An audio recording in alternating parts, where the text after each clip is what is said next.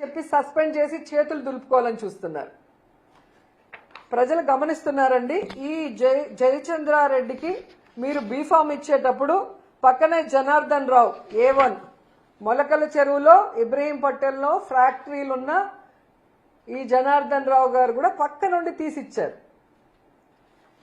And ఈరోజు south ఆఫ్రికాలో ఏదో వైఎస్ఆర్సీపీ వాళ్ళతో వీళ్ళు బిజినెస్ చేస్తున్నారని మీరు చెప్పడం ప్రజలకి బుర్ర లేదనుకొని మీరు అనుకుంటున్నారేమో, కానీ మీకు బుర్ర లేదు అనేది ప్రజలు గమనించాల్సిన విషయం. ఎందుకంటే ఎమ్మెల్యేగా కంటెస్ట్ చేసిన వ్యక్తి తన అఫిడవిట్లో వెస్ట్ ఆఫ్రికాలో తాను బిజినెస్లు ఎలా చేస్తున్నానో క్లియర్ కట్గా తన అఫిడవిట్లో మీకు ఇవ్వటం జరిగింది.